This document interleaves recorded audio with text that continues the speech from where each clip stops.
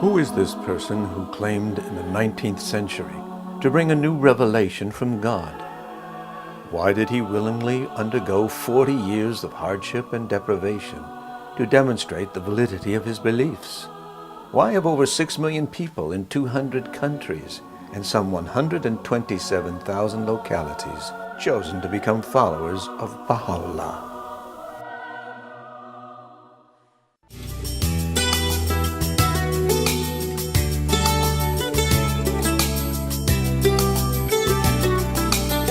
I'd start normally by talking about how the garden actually came about. There are actually two answers to that question. Yeah. How it came about was the impact of the experience of working in Haifa, that it needed some form of expression, some concrete expression of that impact. Because you were there at a very specific time. Yes, we were. It was a great privilege to happen to be there at the time that the terraces project was under construction. So the two of you worked for this specific project for 7 years, the terraces. But Wendy, you were also working on other sites around Israel. Well, initially I wasn't actually on the terraces. I was in the Office of Holy Places. So that's all the other places. And primarily organising the work for the restoration and maintenance of the Holy Places. Look into all things with a searching eye, Baha'u'llah. So the idea is that this provides the spiritual and philosophical underpinnings of this whole endeavour. So this is like the inner voice of the property.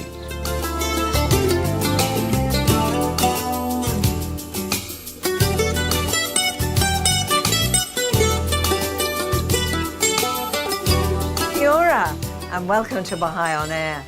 Today I'm interviewing two very special people who've created a sculptural habitat in Matakana. Tony and Wendy, welcome to the program. Thank you. When did you start to open to the public? I mean, people were coming up your driveway to go to the nursery. Well, the habitat was open to the public in 2010, February. Yeah. When did you start putting the quotes down?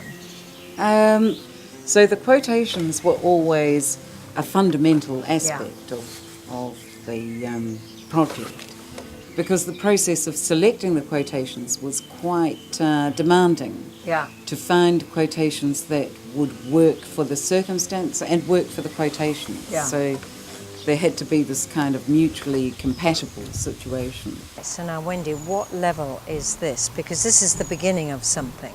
So this is the macro. This is one of the large works, and it's about 40 metres long, and it wraps right around the wetland and back up to the top there. It's in 3 parts, and this is emergence, the second part is transition, and the third part is maturation. So it's about the beginnings. This particular piece, part of it is about the beginnings of human existence. And so this is man coming out of the soup, as it were, of the universe. Exactly. And crawling onto land and wow. And the whole idea with all of the pieces is that they're very simple in their construction and in their design. So again, the ideas are accessible to people. They can take them away. Yeah. And we forget this, that movement is essential to existence, that actually everything's in movement. And everything's in motion. Everything's in motion. Yeah. And so that underlying kind of quantum physics level is acknowledged in all of these pieces. So each section has its own quote, which refers to that underlying momentum. You know, you can really see the movement coming out, crawling onto the land, onto the terra firma. Yeah. They were positioned so you kind of got that almost clamouring feeling. Yeah. And when we get to this point, we're looking at the establishment of tribes and villages and nations and different... And the trees representing... The trees represent the different belief systems, the different political and economic systems that were a part of this whole establishment process. And one of the most interesting things, of course, is that the individual's growth is paralleled by the collective. Yeah. So just as we go through growth phases from in our personal life, personal life, fetus through to maturity, so does the collective of life. Yeah. Yeah. So this is about those first stages up to a point of adolescence. Yeah. So from a Baha'i perspective, we are now moving into a phase of adulthood. And that's a phase which mankind in the history of this planet has never achieved before. Yeah. So, That's good news. yeah, it's good news. From a Baha'i perspective, the outlook for humankind may appear quite dismal in the short term, but is quite beautiful in the long term, because as we reach that point of adolescence, we start to Grow up. and we start to assume responsibility for custodianship of each other, of the planet, Yeah. so our whole attitude and response to existence. We forget that we are an integral part of an interdependent process, and that everything we do has an impact on everything Yeah. else by degree. And that it's very exciting, the prospect of taking responsibility for that interaction. Nothing goes unnoticed, does Yeah, it? yeah. What is it about gardens? I mean, we've just come through this beautiful garden of yours, which is a wetland, so it's got water as well. And what is the significance? Because many of the quotations we've looked at in this garden, sculptural habitat, are to do with nature and to do with gardens. Beauty. Who's going to answer? Beauty. Beauty. The Baha'i faith holds beauty in great store. Beauty before utility. Beauty is an essential part of what surrounds the Baha'i administration. And so gardens form a very important part. You notice that the word garden appears a lot in the Baha'i writings. I had a bit of a count up the other day, and just within Abdul Baha's writings, there were over 600 references to garden used as a metaphor.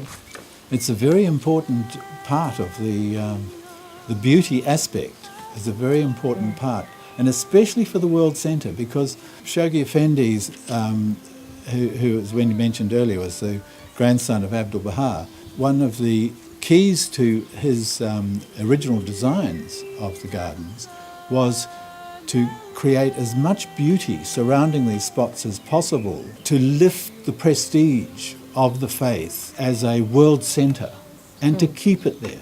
Yeah, that's it. You see, now it's very interesting because Wendy's been talking about things breaking down here, and that's part of the process and, renewal. But in fact, in Israel, one is struck by how pristine everything is. This, the clarity in the garden, the clean marble and everything. It's almost shines at you. Given that the Baha'i faith is a spiritual enterprise, Yeah. then the face of the faith should be beautiful, because a spiritual enterprise is, in essence, a wonderfully Visually, morally, in and all everything levels, else. Yeah. a beautiful enterprise. Yeah. And of course, from a Baha'i point of view, the soul is fundamentally creative, and so beauty is a part of that creative process. And ideally, we were talking about this the other day, I think, that we are creating all the time on many different levels. We create atmospheres, relationships, and so forth and so on. It's endless, and we're compelled to create. And ideally, we engage increasingly consciously in that process. So what we produce is uplifting to ourselves and to other people. And in that regard, everything we do should be done with excellence, and excellence ultimately is beautiful. Absolutely. But of course, now comes the question, did you both become Baha'is together? Or how did you become Baha'is? I mean, everybody's got a story there. Well, I became a Baha'i first, but I have to say with a lot of difficulty. Yeah? Oh, that's great. Because, going way back, there was a question that occurred to me when I was 10 years old that I could never forget. What does it mean to be a human being? You have to find out. And that became my driving force, irrespective of how many rails I went off or where I went. everything I read and looked into, I did looking for an answer to that question. I read biographies, science, religions, you name it, I went there in search of something that could tell me what it meant to be a human being. I had also decided that I would know it when I saw it, and when I saw it, I would have no option but to become a part of whatever it was, because there must be something that existed in my time that could answer that question for me. So I got quite a shock when I came across some of the Baha'i writings. In fact, the first Baha'i book that I read was the Book of the Covenant, Baha'u'llah's Covenant. And that came as a shock to me, because it was extremely clear to me that this was what I was looking for. But I did not want to be a part of a religion. So there was a bit of a battle, because I then read more and more to try and prove to myself why this was perhaps not what I was looking for. You got snared by your own, snared by my own petard. And eventually, of course, I understood, because in my search through various philosophies and religions and so forth, it had occurred to me that while the prophets may be saying something similar, certainly how the peoples reacted was not necessarily highly desirable or responded. In some cases yes, in some cases no, but I had deduced that it would not be a religion. So it came as an even bigger shock to find that it was actually a religion. But I understood by reading the writings of Baha'u'llah that we are on the verge of really beginning to understand what the role of religion is in mankind's existence, that what we have understood to date has been a result of our relationship from infancy, youth, adolescence. Once we start to move into a more mature frame of mind, we will begin to understand that our relationship to religion to date has been very immature. This is how I understand it. Yeah, and it's very interesting, isn't it? Because people are very frightened of that word. Very religion. frightened of it. Because, of course, it's become so distorted. Yeah. So it's interesting it's called the Baha'i faith. Yes, But, yes. so I mean, I can understand, because so many people go, religion, just don't want to know. Because it smacks of authoritarianism and clergy and hierarchy. So, continue. What turned you over? Well, of course, in the Baha'i faith as well, one of the concepts is that we are now of an age where we can assume personal responsibility for our own spiritual growth, and that has enormous appeal to me. But I basically knew, once I had encountered the word of Baha'u'llah, that I was going to have to become a Baha'i, because I was going to have to put my money where my mouth was, which was, that I would know it when I saw it. And so, at the end of the day, my soul was going to win this battle. So it dragged me into the Baha'i. Kicking and screaming. Kicking and screaming into the Baha'i faith. And of course, once you become familiar with the concepts, it goes back to that thing of beauty. It's a beautiful religion. It's a majestic religion. It is an uplifting religion. It's designed to take mankind into a future of adulthood. Now we're looking at individuals forming into countries. Yeah, countries, continents, tribes. That represents the different degrees of unity that mankind goes through in the process of growth. And so this is what? So these are the different belief systems, the different economic systems, the different political systems that are assisting this momentum. And within this process, we're establishing ourselves in colonies and ecosystems and so forth. So nature's perfect for representing this process that we're involved in. Yeah. It's actually a wonderful metaphor, isn't it? Fantastic of what metaphor. you're talking about, because I is. can see it so clearly. Yeah. Now this represents the revelation of Baha'u'llah. So this is the transition from adolescence to adulthood that's beginning to take place when we move into a new phase of maturation. So just actually saying the revelation of Baha'u'llah. So back there we've had Buddha, Krishna, Zoroaster, Yeah. Abraham, Moses, Yeah. Muhammad, and Jesus Christ, and now we're coming to the maturation of mankind. So all that motion has been moving mankind to this point of maturation. Yeah. Yeah. So the revelation of Baha'u'llah, how long will that be in place for mankind? Well, from, of course, our perspective, from a Baha'i perspective, for the next 1,000 years. Wow. Yeah.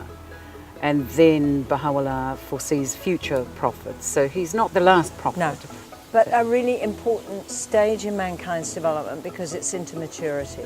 Absolutely. And a lot of people would say, well, I don't see that at the moment. All I see is people fighting each other. Yeah, but when you relate it back to the individual growth processes and people think back to what they were like as adolescents before they moved into adulthood, then they understand they didn't know what adulthood was going to bring them. They don't know what collective adulthood's going to bring them. But they do know it's not going to be the chaos of adolescence. Yeah. So therefore, it has to be something worth moving towards. So it's a good news story. It's a good news story. Oh, I like it. Okay. I was 43 when I first heard the word Baha'i. Yeah. It was a friend up in the north. We were in a discussion one day about religion, and she said, I'm a Baha'i. Yeah. And I think from memory she gave me a little bit about progressive revelation and the sequence of All the manifestations of God. manifestations appearing on this earth, etc.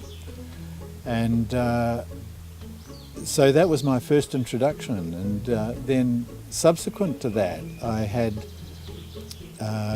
Wendy was busy reading and consuming every book she could find on the Baha'i faith to inform herself as to what the religion was all about. And I was too busy to worry about it, Yeah. I had far more important things to do. When did it happen for you then, Tony? Once Wendy and I took off to Europe for a break, and we weren't sure how long the break was Yeah. going to be, but we knew it would be at least a year, Yeah. because we'd put the orchard that we had been developing in the north under management and with one of the export companies, and so it was at least a year when we had time to make up our mind what we were going to do. And it became clear to me on this journey to London that there was no escape now, because I had time. I couldn't use my old excuses. I couldn't say, well, I'm too busy. I was brought up in a religious conflict situation or anything like that, and Yeah. I don't want to have anything to do with it. Yeah. And Wendy had clearly said to me on one occasion, your spiritual future is your concern. You can't be told, you're not to be told what to do. You've got to, it's an individual search for the truth. So you have to take the initiative yourself. And so when I got some by the time we got to London, I got some time, I picked up one of Wendy's books. I didn't know any of the Baha'i books, called Gleanings. And so I read through that cover to cover. Deep. Yeah. And then I couldn't avoid it, because I was reading the Word of God. We had called in. I was tagging along as Wendy's partner on a 3-day visit to Israel on our way to London. Yeah. And so we went round we were given a key to the gardens, and we went round a number of the holy places and what have you on this pilgrimage. And I decided that I was so impressed with the Baha'i World Centre that I wanted to work there. Oh, wow. This would be a good place to work. So I went and saw personnel and suggested to them that I had the skills that they needed. Yeah. Which you did. I know what you did. Wow.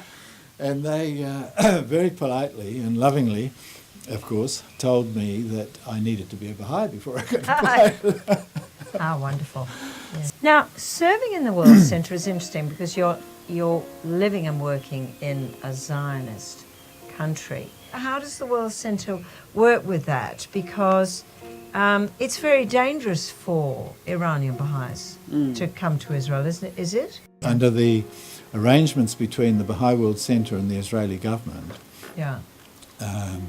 there was no problem with that. They were allowed to be there, but they had travel papers. They didn't have passports and what have you. So it's the most appalling situation that has developed. Do you want to elaborate on that, Wendy? Because, you know, for the viewers, it's quite interesting to know what is actually happening to the Baha'is in Iran.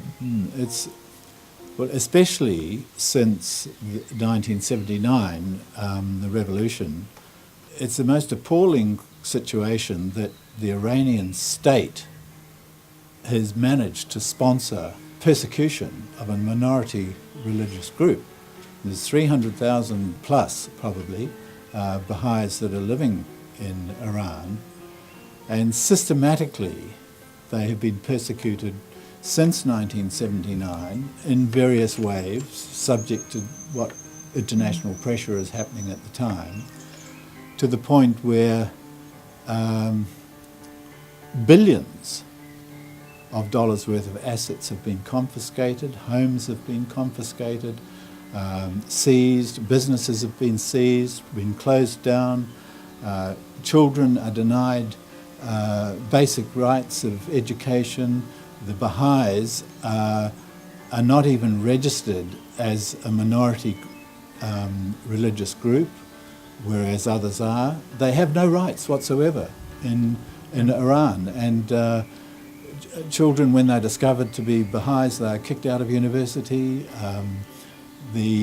Currently, the 7 administrators of the Baha'i faith, known as the Yaran, which have been imprisoned on trumped-up charges just for being Baha'is, just for wanting the advancement of their own fellow man in Iran and the advancement of the world in peace and unity. That's their only crime. Why do you think Iran is so against what the Baha'i faith stands for? Officially, it appears as if Islam considers the Baha'is to be heretic to Islam. Yes. As far as they're concerned, for the coming 100,000 million year, future of humanity on this earth, there's not going to be another manifestation of God. It will. Muhammad is the last one. Muhammad is the seal of the prophets. That's what they think. Yeah. Whereas, of course, that's the interesting thing. Muhammad is the seal of the prophets, but what Baha'u'llah said is Muhammad was the seal of the prophetic era. That's right. Big difference. Yes. Yeah. And so, it was the prophetic era of all those prophecies, Old Testament, Quran, everything, prophesying the coming of the age of the maturation of mankind. So interesting. So the maximum amount of pressure that can be put on Iran over this state-sponsored persecution of the Baha'is, the better off we will be eventually, because executions may stop, people disappearing may stop. If they want to have sanctions dropped in the rest of from the rest of the world and what have you, maybe they'll learn to cooperate, and maybe they'll give the Baha'is a break.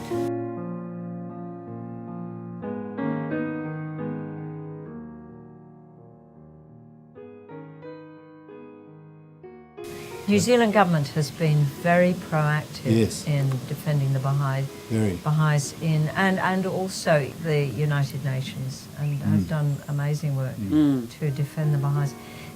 Just leaving that, because it's an ongoing thing, and I was looking the other day in the Guardian newspaper, they have a photographic library, as it were, of all what they call political prisoners. And what I found quite scary in a way was so many of the Baha'i photographs there were young women, young Baha'i women who had obviously been teaching at children's classes. And here comes the next rub. Of course, you've got a religion which teaches equal rights for men and women, and there are no priests. And of course, Iran is run by the clergy. How is it the Baha'i faith operates on a local basis if there's no clergy? One of the wonderful aspects of the Baha'i faith, of course, is it has the administrative structure. And you'll know from the walk in the garden that I have a great love of structure. And I find this particular structure absolutely beautiful because it's based on a living organism. And so the House of Justice is the supreme governing body, as we talked about before, with the NSAs and the LSAs, where NSA being the National Spiritual Yeah, Assemblies, that's and the local spiritual again assemblies. elected bodies nationally, and then local assemblies Yes. locally. Yeah. So the guidance from the House of Justice for the affairs of these national and local bodies is filtered down through this structure. And at the local level, we have particular activities which are conducive to community building. And some of those, the fundamental activities are, for example, devotionals and study circles and youth children's classes. And they form the sort of fundamental areas of Baha'i activity. But the whole process is geared towards the spiritual transformation of community. From the grassroots. From the grassroots. And of course, it's facilitated and assisted and encouraged and supported from the top. I think, Ilona, we should also make the point that the children's classes and the junior youth programs and the devotional meetings and the study circles and study groups are not exclusive to Baha'is. Yeah. You know, the revelation of Baha'u'llah was for the whole of mankind. Yeah. It's our responsibility to share it. Yeah. And so these are inclusive of non-Baha'is, and there is no agenda. No. There is no agenda for money. No. There is no agenda for you having to become a Baha'i. The sole purpose of this endeavour, of this community building, is for the advancement of mankind, for the oneness of religion, for the unity of mankind. That's it. Thank you, Tony. Thank you both. Oh, Tony and Wendy, thank you. thank Thanks, you. Ilona. Thank you for visiting us.